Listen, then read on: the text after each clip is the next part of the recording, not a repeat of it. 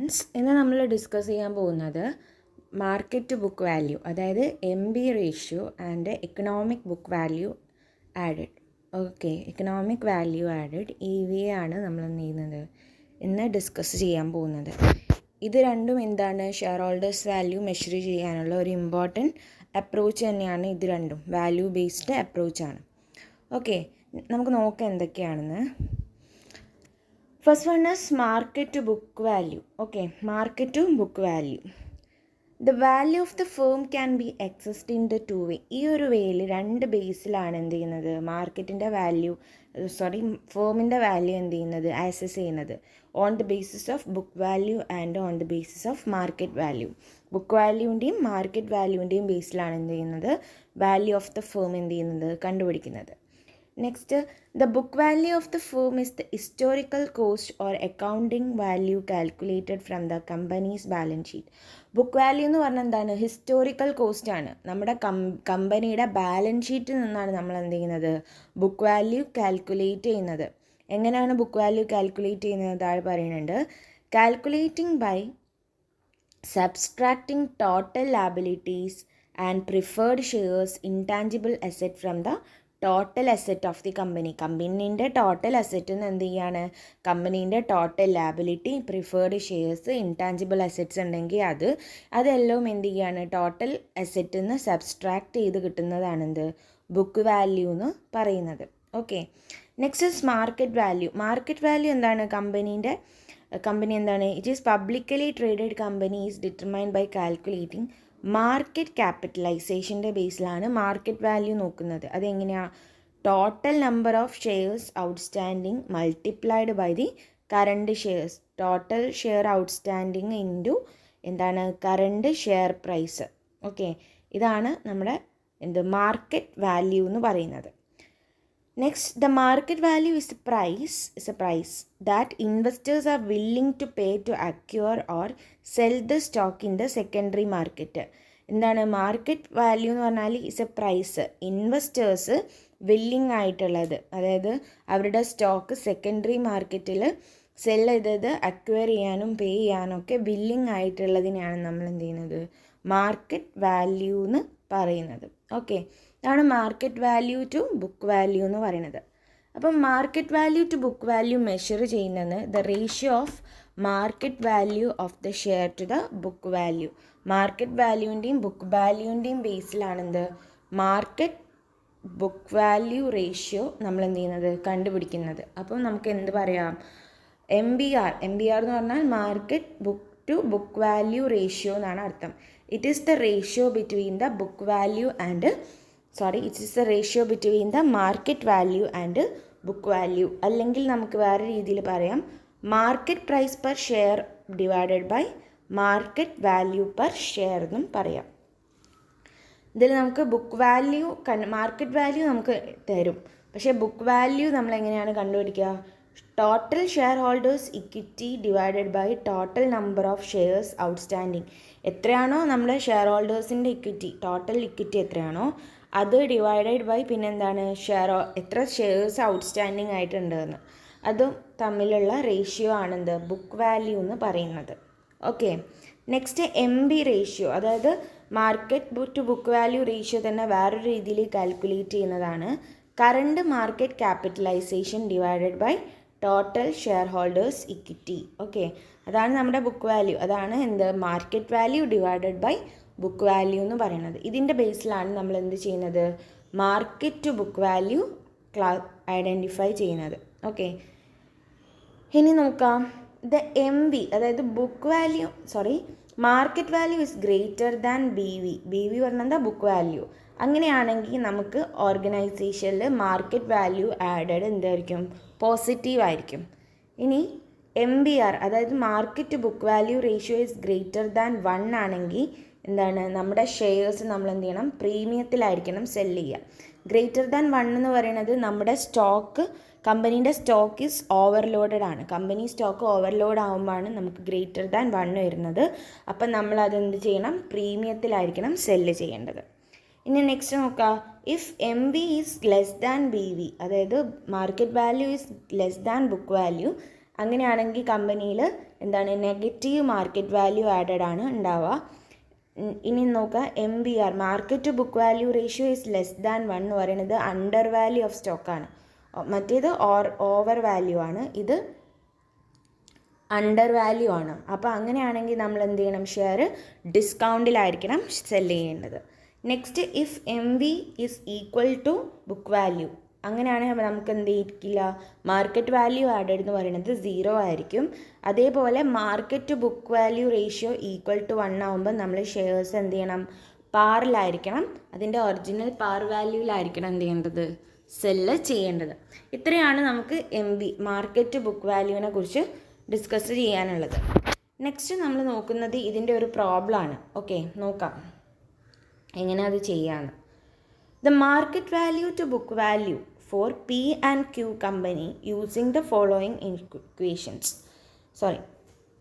അപ്പോൾ നമുക്കിവിടെ തന്നിരിക്കുന്നത് എന്താണ്, മാർക്കറ്റ് പിയുടെയും അതേപോലെ രണ്ട് ഫോമിൻ്റെ കമ്പനിയുടെ ഡീറ്റെയിൽസ് ആണ് തന്നിരിക്കുന്നത്.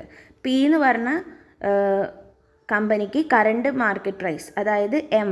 ഓക്കെ, M എന്ന് പറഞ്ഞാൽ എന്താണ്, മാർക്കറ്റ് വാല്യൂ. അത് എത്രയാണ്, 54 ആണ്. അതേപോലെ ക്യൂവിൻ്റെ എത്രയാണ്, 48 ആണ്. ഷെയർ ഹോൾഡേഴ്സ് ഇക്വിറ്റി എത്രയാണ്, 2419 ആണ്. നെക്സ്റ്റ് 6672 ആണ്. Share holders number of shares outstanding 362 and 625. ഇതാണ് നമുക്ക് തന്നിരിക്കുന്ന വാല്യൂ. ഓക്കെ, ഇവിടെ നമുക്ക് എന്തൊക്കെ ഉണ്ട്, M തന്നിട്ടുണ്ട് അല്ലേ. അപ്പോൾ നമ്മുടെ ഇക്വേഷൻ എന്താ, MBR. MBR എന്താ കണ്ടുപിടിക്കാനുള്ള ഇക്വേഷൻ, MV മൈനസ് BV അല്ലേ. ഓക്കെ, ഇവിടെ നമുക്ക് പിയുടെ മാർക്കറ്റ് വാല്യൂ നമുക്ക് തന്നിട്ടുണ്ട്, പക്ഷേ ബുക്ക് വാല്യൂ നമുക്ക് തന്നിട്ടില്ല. അപ്പോൾ നമ്മൾ എങ്ങനെ കണ്ടുപിടിക്കണം, book value of the P കണ്ടുപിടിക്കുക ആദ്യം. Okay, book value of the P എങ്ങനെയാണ്, നമ്മൾ ഇക്വേഷനിലേക്ക് പോകുമ്പോൾ ഇക്വേഷൻ എന്തായിരുന്നു, BV കണ്ടുപിടിക്കാനുള്ള equation total share holders equity divided by number of shares outstanding അല്ലേ. അപ്പോൾ ടോട്ടൽ ഷെയർ ഓഫ് ഇക്വിറ്റി നമുക്ക് തന്നിട്ടുണ്ട്, എത്രയാണ് പീൻ്റെത്, 2419 ഡിവൈഡഡ് ബൈ എത്ര, നമ്പർ ഓഫ് ഷെയർസ് ഔട്ട്സ്റ്റാൻഡിങ് 369 ആണ്. അപ്പോൾ നമുക്ക് ബുക്ക് വാല്യൂ എത്ര കിട്ടും, ബുക്ക് വാല്യൂ നമുക്ക് കിട്ടുന്ന എത്രയായിരിക്കും, 6.68 ആയിരിക്കും നമുക്കിതിൻ്റെ ബുക്ക് വാല്യൂ. അപ്പോൾ ഇത് നമുക്ക് പിന്നെ എന്ത് ചെയ്യാം, പീൻ്റെ മാർക്കറ്റ് വാല്യൂ കണ്ടുപിടിക്കാം. അപ്പം MBR ഓഫ് പി എങ്ങനെയായിരിക്കും, 54 അതായത് മാർക്കറ്റ് വാല്യൂ ഡിവൈഡഡ് ബൈ 6.68. അപ്പോൾ നമ്മൾ ഇക്വേറ്റ് ചെയ്യുമ്പം നമുക്ക് എത്ര കിട്ടും, 8.05 എന്ന ആൻസർ കിട്ടും. ഓക്കെ, ഇനി അതേപോലെ തന്നെ എന്ത് ചെയ്യണം, MB ഓഫ് ദി ക്യൂ കണ്ടുപിടിക്കണം. അതായത് ക്യൂ എന്ന് പറഞ്ഞാൽ ഫേമിൻ്റെത്. ടോട്ടൽ നമ്പർ ഓഫ് ഇക്വിറ്റി എത്രയാണ്, 6672. നെക്സ്റ്റ് 625 അല്ലേ. അപ്പോൾ ഇതിൻ്റെ ബുക്ക് വാല്യൂ എത്രയ്ക്ക് നമുക്ക് കിട്ടുക, 10.68 കിട്ടും. ഇതിൽ നിന്ന് നമുക്ക് എന്ത് ചെയ്യാം, MBR കണ്ടുപിടിക്കാം. MBR കണ്ടുപിടിക്കാമല്ലോ, എത്രയാണ്, 48 ഡിവൈഡഡ് ബൈ 10.68 ഈക്വൽ ടു എത്രയാണ്, 4.51. ഓക്കെ, ഇങ്ങനെയാണ് നമ്മൾ എന്ത് ചെയ്യുന്നത്, ഈ ഒരു പ്രോബ്ലം കാൽക്കുലേറ്റ് ചെയ്യുന്നത്. അപ്പോൾ ഇവിടെ നമുക്ക് കറണ്ട് മാർക്കറ്റ് വാല്യൂ തന്നിട്ടുണ്ട്, പക്ഷേ ബുക്ക് വാല്യൂ കണ്ടുപിടിക്കണം. ബുക്ക് വാല്യൂ കണ്ടുപിടിക്കാൻ എന്ത് ചെയ്യണം, ടോട്ടൽ ഷെയർ ഹോൾഡേഴ്സ് ഇക്വിറ്റിനെ നമ്പർ ഓഫ് ഷെയർ ഔട്ട്സ്റ്റാൻഡിങ് കൊണ്ട് ഡിവൈഡ് ചെയ്താൽ മാത്രമേ ബുക്ക് വാല്യൂ കണ്ടുപിടിക്കാൻ കഴിയുള്ളൂ. എന്നിട്ട് നമ്മൾ എന്ത് ചെയ്യാം, നമ്മുടെ ഇക്വേഷനിലേക്ക് അപ്ലൈ ചെയ്താൽ മതി. ഓക്കെ, ഇനി നെക്സ്റ്റ് നമ്മൾ നോക്കാൻ പോകുന്നത് എക്കണോമിക് വാല്യൂ ആഡഡ് ആണ്. ഇത് നമ്മൾ കൊണ്ടുവന്നിട്ടുള്ളത്, ഇതും എന്താണ്, one of the approaches of value based approach of measuring the share holders value. Okay, ഇത് കൊണ്ടുവന്നിട്ടുള്ളത് സ്റ്റേൺ സ്റ്റുവർട്ട് ആൻഡ് കമ്പനിയാണ്. ഇതെന്ന് പറയുന്നത് എന്താണ്, net earning is excess of the cost of capital. Okay, നമ്മുടെ നെറ്റ് ഏർണിങ്സ് കോസ്റ്റ് ഓഫ് ക്യാപിറ്റലിനേക്കാളും കൂടുതലാവുകയാണെങ്കിലാണ് നമുക്ക് എക്കണോമിക് വാല്യൂ ആഡഡ് ഉണ്ടാവുക.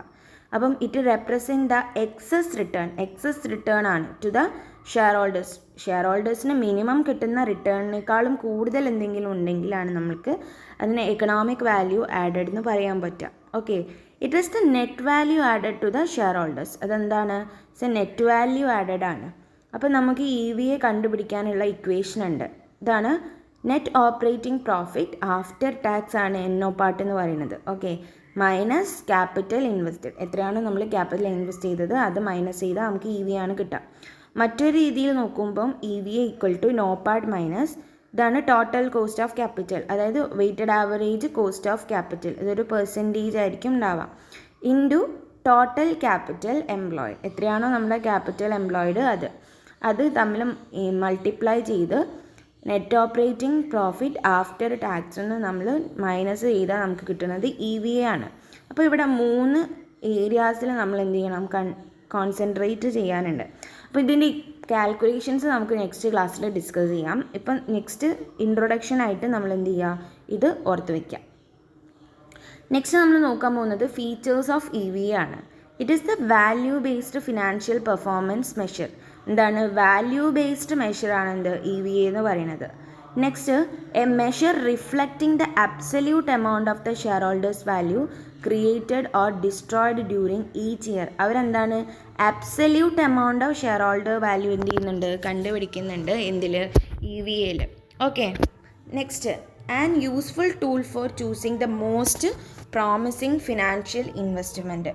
നമുക്ക് ഏറ്റവും മോസ്റ്റ് സൂട്ടബിൾ ടൂളാണ് നമുക്ക് ഫിനാൻഷ്യൽ ഇൻവെസ്റ്റ്മെൻറ്റ് അല്ലെങ്കിൽ ഇൻവെസ്റ്റ്മെൻറ്റ് ചോയ്സ് കണ്ടുപിടിക്കാനുള്ള ഏറ്റവും മോസ്റ്റ് യൂസബിൾ ടൂളാണ് എന്ത്? EVA എന്ന് പറയുന്നത്. Next, and effective protection against the share holders value destructions. Share holders value destroy ചെയ്യുന്നതെന്നും നമ്മുടെ എന്ത് ചെയ്യാണ്? പ്രോപ്പറായ രീതിയിൽ പ്രൊട്ടക്റ്റ് ചെയ്യാനുള്ളൊരു ടൂളാണ് EVA. Next is tool suitable to control the operation.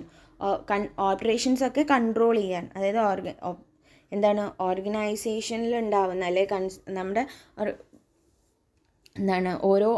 ഓരോ വർക്കുകൾ അല്ലെങ്കിൽ നമ്മുടെ ഓർഗനൈസേഷനിൽ ഉണ്ടാകുന്ന ഓപ്പറേഷൻസ് അതൊക്കെ കൺട്രോൾ ചെയ്യാനുള്ള ഒരു സ്യൂട്ടബിൾ ടൂളാണ് എന്ത്? EVA എന്ന് പറയുന്നത്.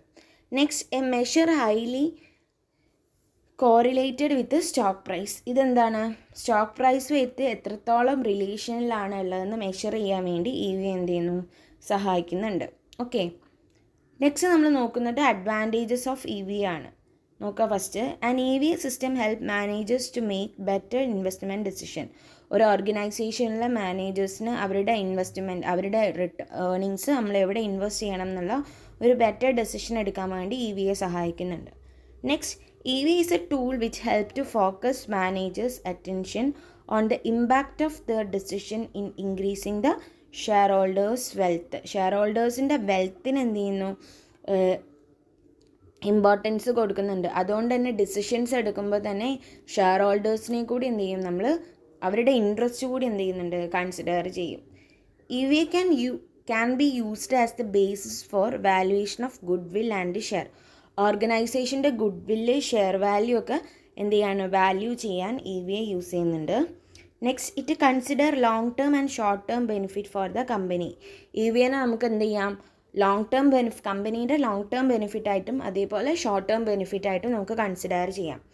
Next, EVA is the effective measure of the quality of managerial decision and reliable indicator of the companies value growth in the future.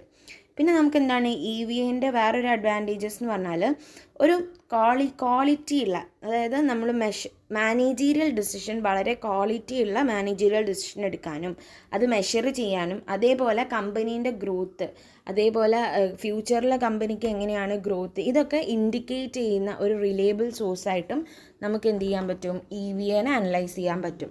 So ഇത്രയുമാണ് നമ്മുടെ അഡ്വാൻറ്റേജസ് ഓഫ് EVA എന്ന് പറയുന്നത്. ഓക്കെ, അപ്പോൾ ഇത്രയാണ് നമ്മൾ അപ്രോച്ചസ് പഠിക്കുന്നത്. EVAയുടെ കാൽക്കുലേഷൻസ് കുറച്ച് ഇമ്പോർട്ടൻ്റ് ആണ്. അത് നമുക്ക് നെക്സ്റ്റ് പാർട്ട് തന്നെ EVAൻ്റെ കാൽക്കുലേഷൻസ് നമുക്ക് പഠിക്കാം.